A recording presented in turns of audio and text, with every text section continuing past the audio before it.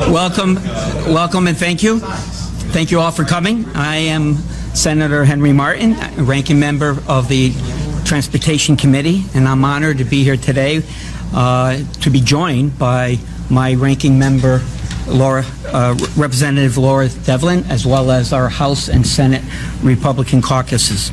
We're here today because tomorrow is an important day. Actually, it's an opportunity for the public that the public needs to know about. Tomorrow there will be a public hearing on two proposals on tolls specifically, and it's an opportunity for the public to be heard. They need to come up here to Hartford or to send us an email one way or another. We're here to make sure that the people know about tomorrow. They need to know about it.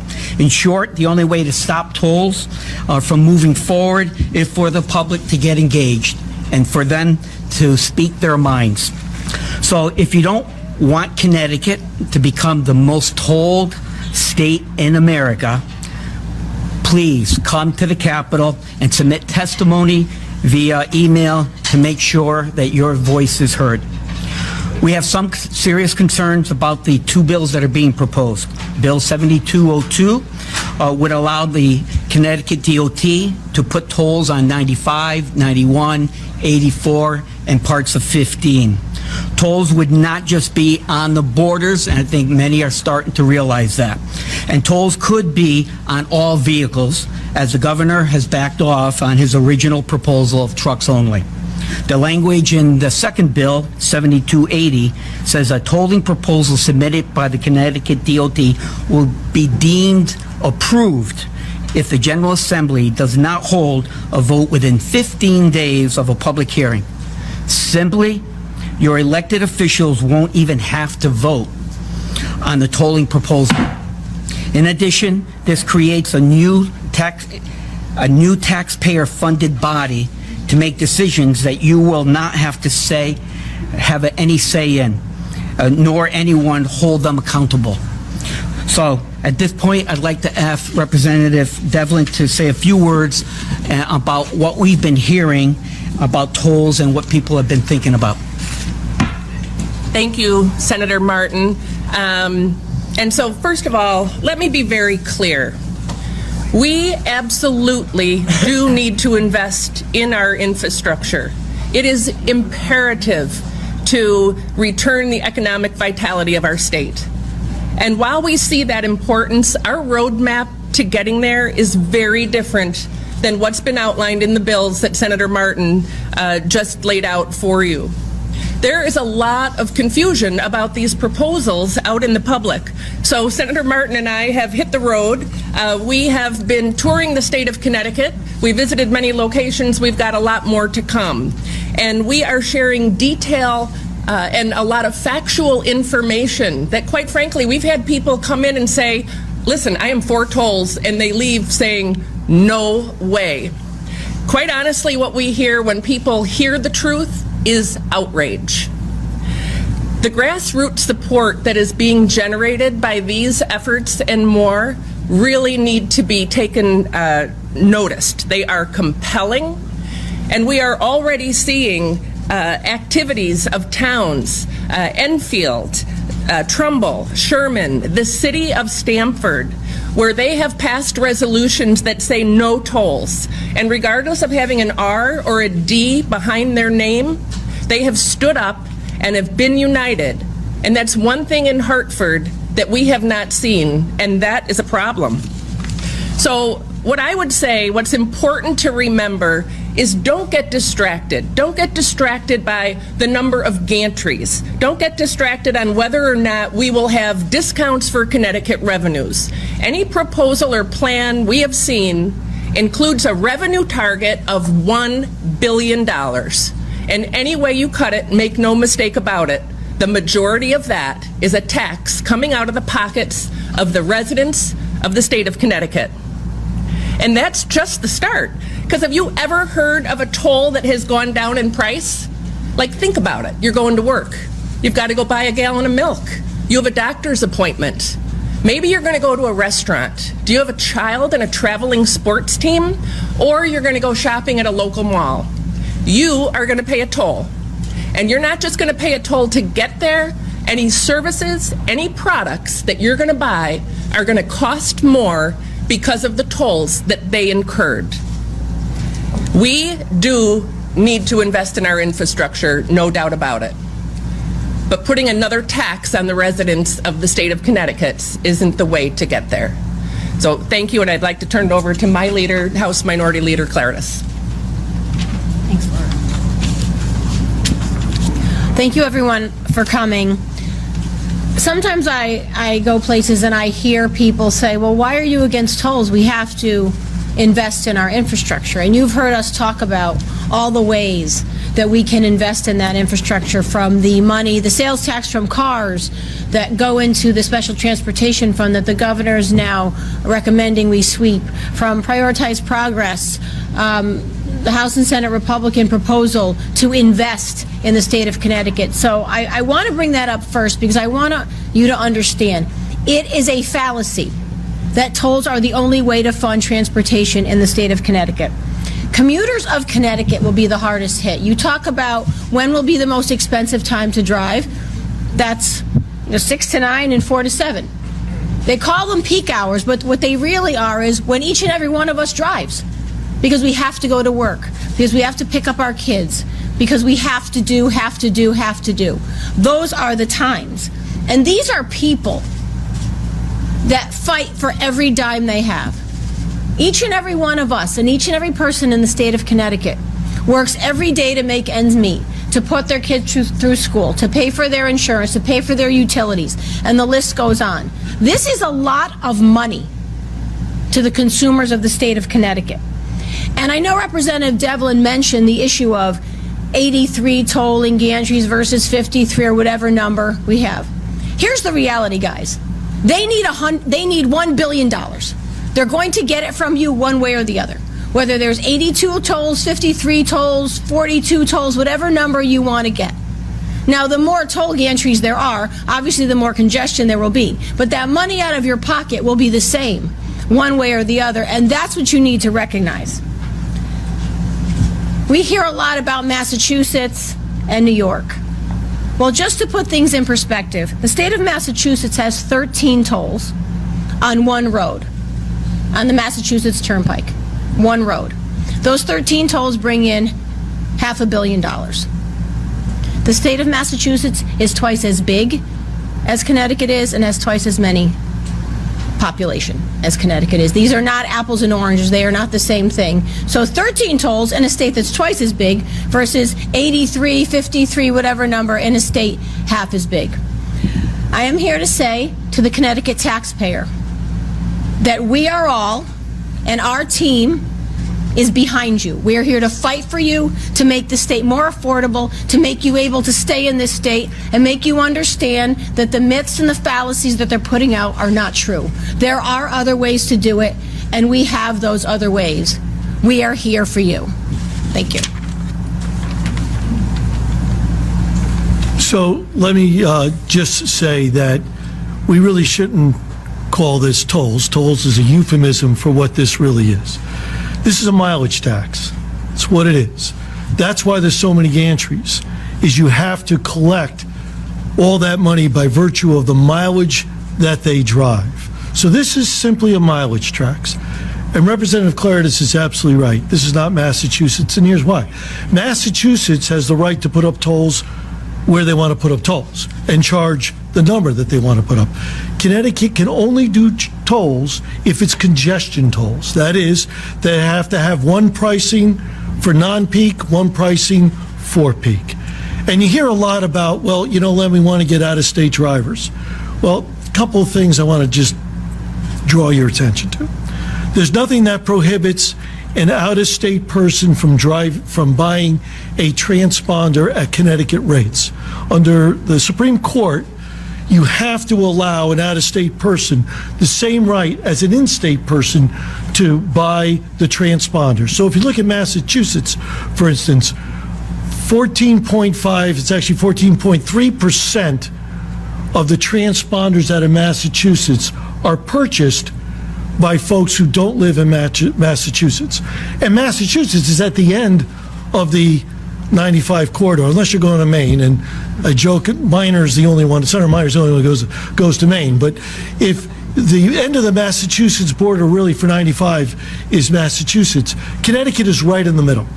I would suggest that number is going to be greater. And as that number goes up, to get to that $1 billion target, you have to therefore raise on in-state Connecticut drivers to make up for that number. New York also sells transponders, and I think that rate's about 15-16% out-of-state by New York transponders. New Jersey doesn't have an out-of-state, in-state rate. They have one flat rate no matter who you are. So the bottom line is this is a mileage tax. It frankly, I don't believe will work. It is going in the wrong direction. We can do it by a prioritized progress, which ensures the money goes to transportation initiative and not someplace else. We could look at private-public partnerships that we talked about, like in Miami and in D.C. Now, they have tolls, you're right, but they have tolls for the lanes, we'll say, to the left lanes. So if you don't want to pay a toll, you don't have to. You want to sit in traffic, you can. But if you want to speed along and you want to make some time, well, then it's up to you. It's an option, just like buying a hop pass over at Universal. You can decide whether or not you want to spend the extra dollar because you don't want to sit in a heavy traveled lane. That's something that we could talk about. But these are all ideas we have to bring to the table.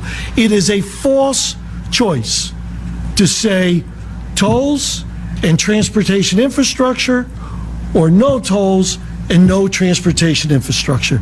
That is a false choice. Henry? Or Laura?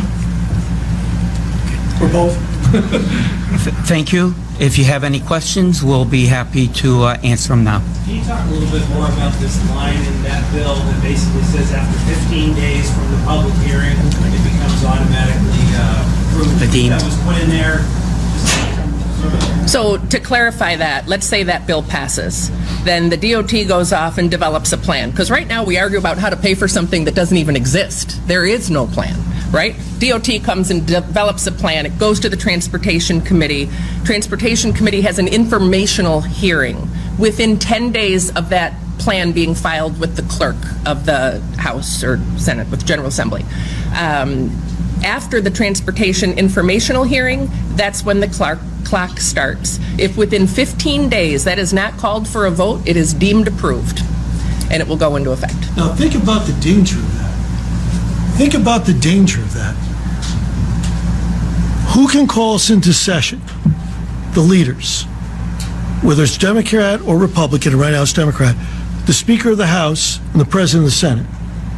They don't call us in, that bill becomes law.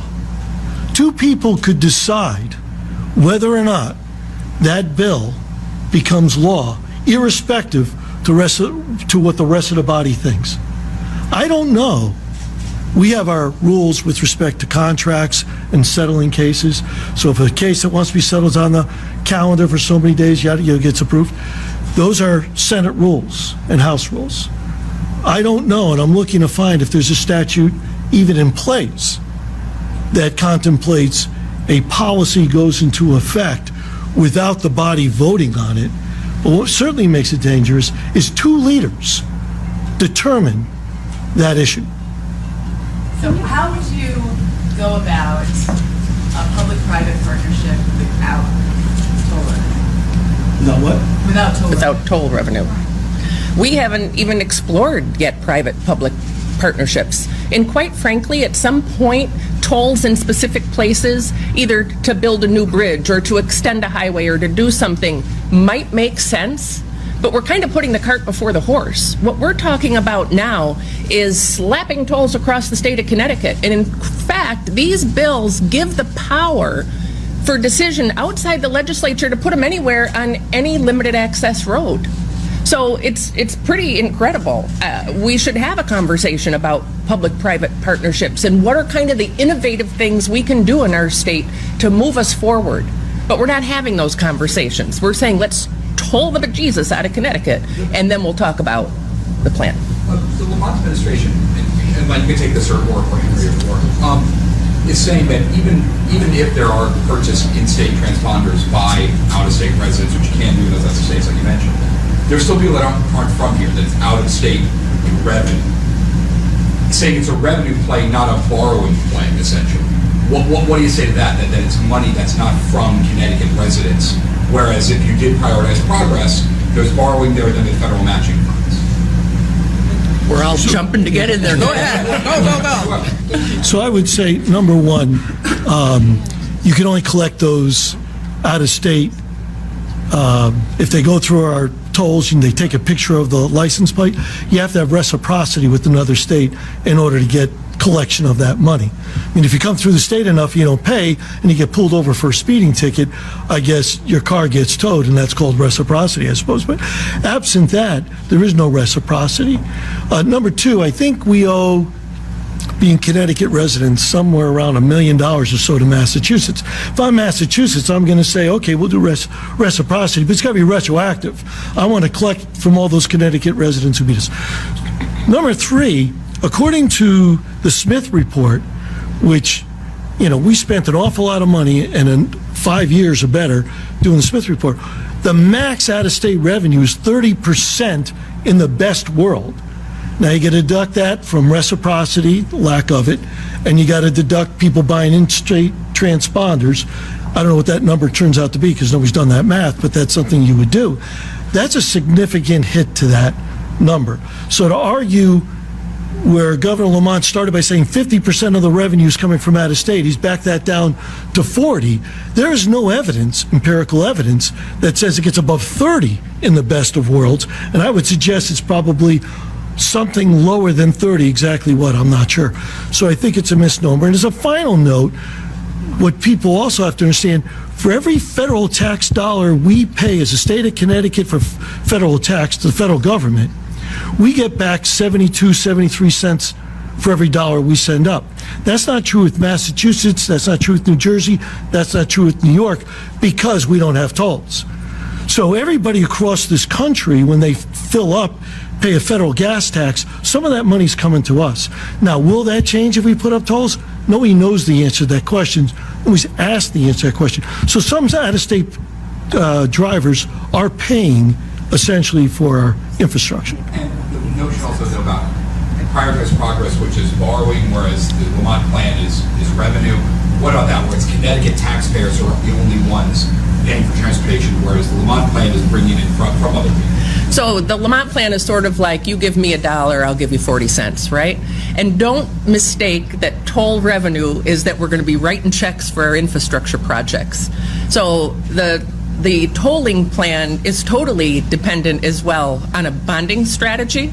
So Connecticut residents under the Lamont plan will be paying on the going-in rate of about $650 billion to start. On top of, if you say nobody stops in Connecticut, so nobody's filling up and buying our fuel, so that's another $500 million then that we're paying in gas tax. So it is quite a significant hit in that regard. Do you want to comment more on prioritized progress or the difference between the two? Or them? Go ahead. Sorry. Go ahead. I mean, you've heard us talk about the prioritized progress plan, and I certainly understand the differentiation and the governor's perspective on it, but I don't buy it, I guess is what I'll say. We have talked about for many years limiting our bonding. We passed a bond cap last year. The governor's now talking about trying to limit bonding, but that doesn't mean bonding is bad if it's done in a responsible way. And our plan is 30 years. Okay, this isn't we're going to do it in the next 2 years. And our plan prioritizes where we are in the state and what the needs are. I mean, I think you remember Governor Malloy, put out a proposal for, $100 billion in transportation. If we had that money, I'd be the first person to stand next to him. But we don't have 100 billion cents at this point. So we have to figure out what our priorities are as legislators, as state government. And that's what that plan does. It says, let's figure out the most important thing, safety. Roads and bridges that need repair, and there are more than you think. And then prioritize the other projects, because it's just like you do it in your home. You have to figure out, no matter how much money you make, it's not it's not a spigot that doesn't go off. And you have to figure out where that money needs to go. And transportation is a huge priority, and that's why we put together that plan. That's why it's different. Whereas tolls are just taking money out of your pocket, as the senator said, a mileage tax, and we don't know where it's going to turn up. Governor Lamont has been critical because of the borrowing aspect, but you pointed out that it's not overnight, it's something that takes place over 30 years. But what about cities and towns who've counted on this money? And if you reprioritize that money for transportation, cities and towns are going to go without some of their projects. See, that's the problem, is that there's fake information being spread around. We have laid out our prioritized progress and how we would reach it. We stay within the $1.2 billion cap.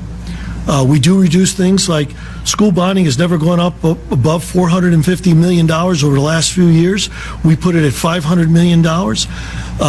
Clean water has been $100 million.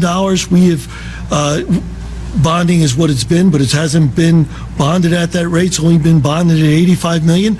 And then if you look at the bonding projects that we did, we went through and said, what are wants and needs? And you got to start prioritizing, which is the reason why we titled that, of what you need to do in the state. Infrastructure, this governor has said, and we all agree, infrastructure is the number one, transportation infrastructure is the number one criteria for get Connecticut back moving again. Well, then we have to prioritize it within our bonding and stay within our limits. Now he's talking about a debt diet beyond that, and we're looking at how we can fit our prioritized progress in that debt diet. We haven't finished the analysis, but we are not adding bonding. I want to be clear, we're staying within the $1.2 billion cap. We're just saying we got a bond, as Representative Claret has said, correctly, accurately. Bonding's not bad if done with precision and done with diligence. And that's what we're bringing to the table. Get rid of the goodies, get rid of the freebies. And towns, we've got the Town Road 8 in there, we got the Urban Act in there, we got the Small Cities Grant, all that stuff is in there. How do you have this discussion on tolling if you do not have a tolling bill? Right? No legislation that gets proposed ends up generally passed in the original version. So, please tell me how you can have a toll discussion without a tolling bill. Tell me. So, Are you asking us or the Democrats what it is? Because that seems like it's their question. Last session we heard, these guys don't know where anything would go. They don't know how many tolls, they don't know what roads they toll, they don't know how many gantries they can put up. You raise you need to have that discussion. You raise a great point, though. We're putting the cart before the horse. Normally you would say, right, what are our problems? What do we need to address? Okay, what are our possible solutions to be able to address that problem? What do we agree on there? Okay, what is it going to take to be able to do that? And then, right, how are we going to pay for it? Instead, we're saying, how are we going to pay for something that we haven't even quite figured out yet? You know, Paul, we have been asking that same question for several years now, and that just highlights the actual main problem here. How many number of tolling gantries have we heard? We've heard 80 to 82, then we heard 50-something, then we heard 40-something, and every time there is a proposal, we and the public talk about our concerns with it. And every time we talk about our concerns, they change something in it. And that's not a good change. Meaning, you never heard them mention a discounted rate for in-state people in the very beginning. You never heard them mention that. I think they just brought that up a year or two ago. And I remember saying to one of you that magnifies the problem here. They are trying to find $1 billion, and they're trying to find a way to do it. And that's why the proposals are not hard and fast. That's why they're not based on as many facts as they need to. That's why the numbers keep changing. They say one thing, everybody freaks out. They're like, no, that's not it. Let's do this thing. Then everybody freaks out. Then no, that's not it. That is not a way to put a major change into a state. That is not a way to run a government. And that's why there's no real proposal, because every time there is one, people yell and they get nervous and then they try and change it in a way that fixes it when they should have answered all those questions to begin with. Glenn, on the Easy Pass, will you say that any out-of-state person would be able to purchase a Connecticut Easy Pass? Yes. Therefore, somebody from Florida, is the corollary that they would get a Connecticut discount? Yes, yes. And There's a Supreme Court, check on the address? doesn't matter.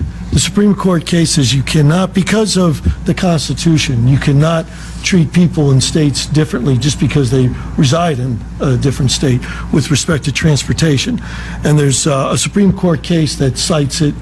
And the only time there's been a ruling in which allowed a different rate was where, I think it was in New York, where there was a bridge that they built. And they said just around the bridge, because those people had to go to and from work every day, they gave them a discount relative to that bridge, and that was okay in a very limited sense.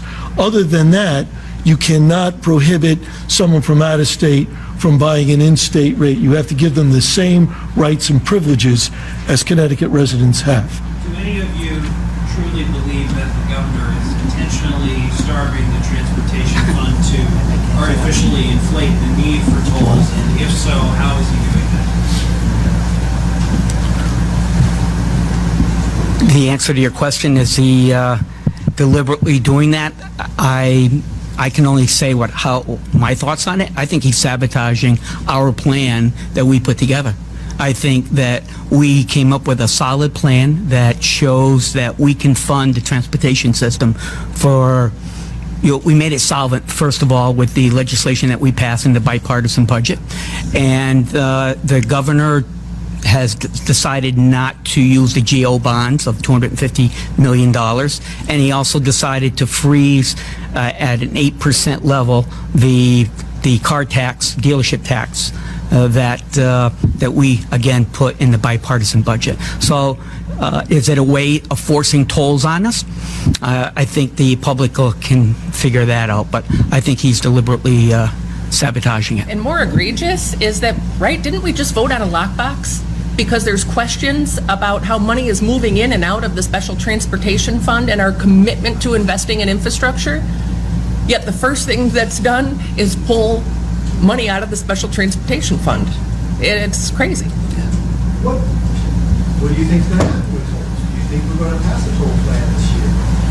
Do you think we're just going to have another discussion and do nothing? Not if we can help it. So you guys are going to pass a toll plan?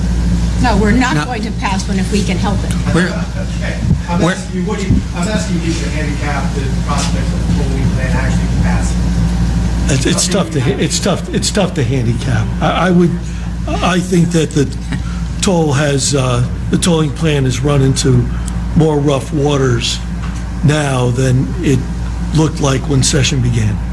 And I will put in a plug for our Commissioner of Transportation. He is new in his role. I hold him in a lot of respect, being ranking on transportation. He has a vast background.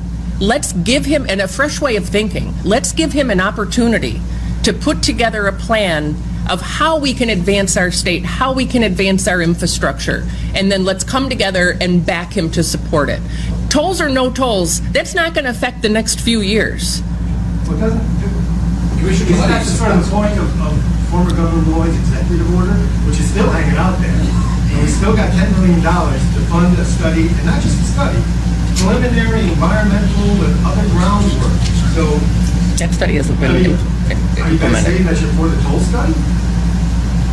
No, I think what Representative Devlin meant was that we have a new commissioner in place. He has a lot of experience. The answer should not be tolls and here is how it's going to be. We need our perspective, we need his perspective, we need everybody's perspective at the table to have this conversation. I think, Paul, that goes directly to your question. Shouldn't there actually be a proposal out there? There isn't, because they don't have one that they actually think works and they can pass right now. But whether it's the commissioner or any of us, this is a conversation stage. We're still at the conversation stage, and we do not support the proposal that we see right now. Commissioner Gilletti supports tolls. He's been very vocal on it. Very clear. Well, I mean, what specifically on where the gantries go, Right. I don't know that. You know that. I'm going to get to that. He has said he thinks that toll is the best way to collect revenue in order to pay for roads and bridges. So does that change any? No, my point was that we still need his input, all right? There's nobody that's going to make a unilateral decision here, but based on the questions, the answers, and what you guys already know, there is no proposal out there. I don't think, based on the information they've gotten, they can even put one together properly. So just because he has an opinion doesn't mean I agree with it, but I think everybody should be part of the process. And I don't think his opinion has been 83 or however many tolls across the state of Connecticut in particular places and opportunities like he did in Florida. They have a role. Can I ask, Mr. Lynn, I just want to clarify one thing on this, was earlier on the sort of the governing by default. In the last budget, you guys said as a precondition for Republican participation, you wanted to end this practice of approving state employee contracts by default. You have to vote up or down on it. Now we've got an authority that in theory could say future decisions about tolls, like Representative Devlin said, if you raise the price on tolls, the authority can approve it as long as the legislature doesn't say, no, it goes in. And you guys, I just want to be clear, you guys saying you think that's done in place so Democrats are spared from it, so they can go back home and say, well, I never voted to raise tolls, that was the authority. Well, I mean, I think that two answers to that question, at least from my perspective. Number one, we don't agree that anything should be in place unless the legislature votes on it. We got elected by our constituents to come up here and make decisions. They may not like all the decisions, but it's our job to make them. That's why we didn't like the fact that state employee contracts would go through without any vote, and I think we feel the same way about this. What was the second question? I just want to know, are you flat out saying they want to do this so they can get the rank and file and have cover back home? No question about it. Yeah, and I don't like authorities, period, that take the decision-making out of the legislature. If you want to get rid of a legislature, that's one thing, but then don't come up here and determine that individual authorities are going to make a decision that we are elected to make. And that's not an arrogant thing. It's just a responsibility thing. We're not going to shirk our responsibility and give it to some little agency, little authority, when it's our decision to make. So those decisions should come before the House and the Senate, Republicans and Democrats. You know, the whole point we got elected. Are there any Republican votes? I keep thinking that was here. Are you guys saying here today that you are unanimous against this? I don't believe there's any in the Senate. Nor do I in the House. Thank you all. Appreciate it. Thank you.